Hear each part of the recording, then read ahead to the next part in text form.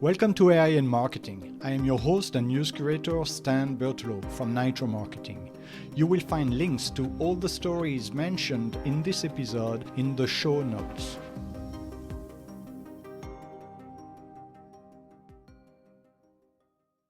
Hello, this is Nia, your voice for today's headlines.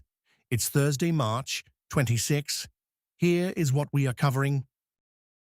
Melania Trump, the First Lady, advocates for the integration of humanoid robots in education, envisioning them as potential educators for children. During a White House event, she appeared with Figure 3, a humanoid robot developed by xAI, which is capable of performing tasks like fetching towels and carrying groceries. Mrs. Trump, alongside tech executives and researchers, sees a future where robots play a significant role in education, suggesting that they could serve as educators, providing access to a wide range of subjects from literature to mathematics. She highlighted the potential of a robot philosopher named Plato to offer classical studies at home. Her interest aligns with an official initiative by the Trump administration to incorporate artificial intelligence into educational curriculums, although she is not officially part of the task force. Despite her enthusiasm, Mrs. Trump has also cautioned against over-reliance on technology, emphasizing the need for guidance in its use. Researchers are divided on the benefits of using AI in education, with some studies suggesting that children may experience less anxiety when interacting with robots compared to human teachers.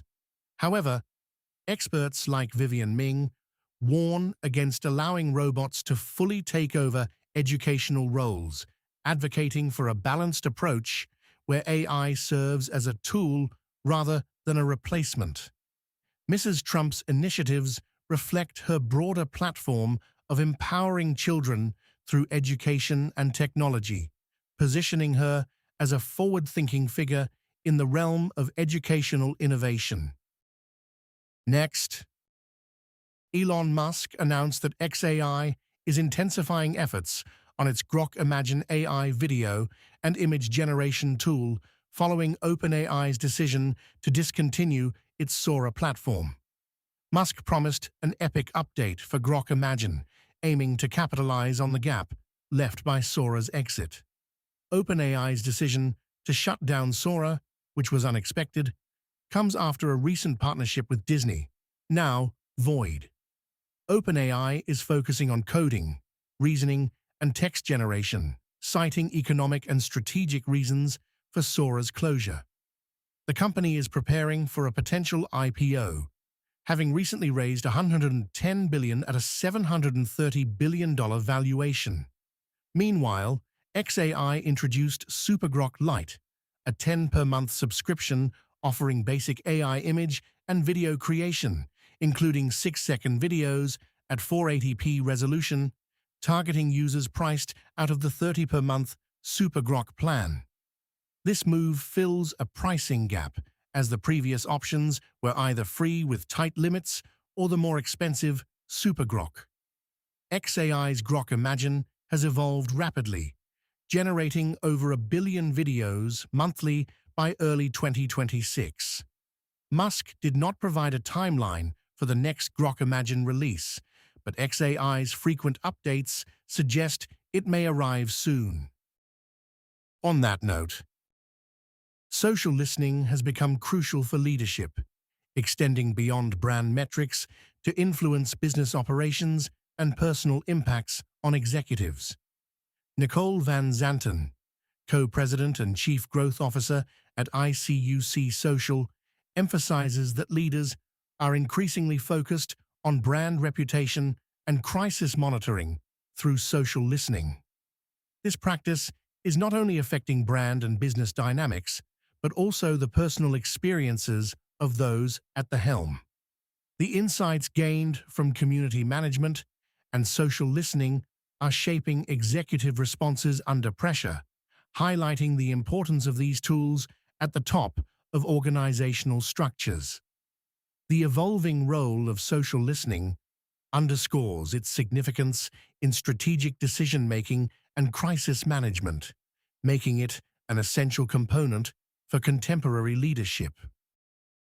Meanwhile, Pepper, a New York-based tech platform for independent food distributors, has acquired Alima, a Y Combinator-backed startup from Latin America. The acquisition, with undisclosed financial terms, integrates Alima's co-founders into Pepper's leadership, enhancing its AI-driven product content and data infrastructure. Jorge Vizcaino, Alima's CEO, will lead Pepper's product content platform, while Blanca Espinoza, Alima's CMO, will manage customer implementation. The deal highlights the underserved technology needs of independent food distributors who manage over $1.4 trillion in annual sales. Pepper, which has raised $99 million, aims to consolidate the fragmented market of vertical tools into a comprehensive platform. The acquisition also adds Latin American expertise, positioning Pepper for potential expansion beyond the US. In other news, Google is testing AI-generated headline rewrites in its traditional search results, following a similar approach used in its Discover feature. Initially described as a small test, the Discover AI headlines quickly became a feature within a month. The current test in search aims to better match headlines to users' queries, enhancing engagement with web content. However, these AI-generated headlines sometimes differ significantly from the original, with no disclosure of changes. This has raised concerns among publishers about losing control over their headlines, which are crucial for attracting readers.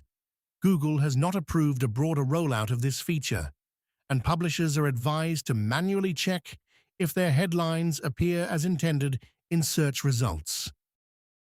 After that, OpenClaw, an open-source AI platform, has rapidly gained prominence.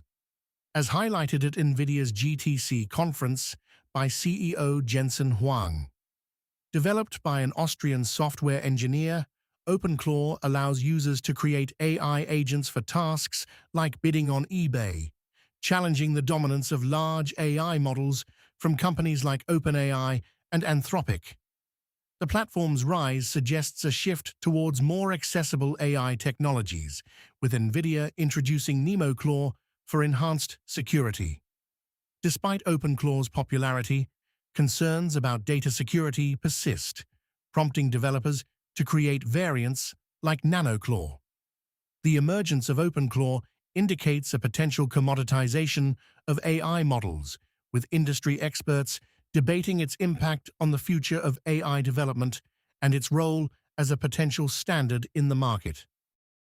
Finally, the New York Times reports that the publishing industry is grappling with the challenge of artificial intelligence, AI, in fiction writing, as evidenced by the controversy surrounding the novel Shy Girl.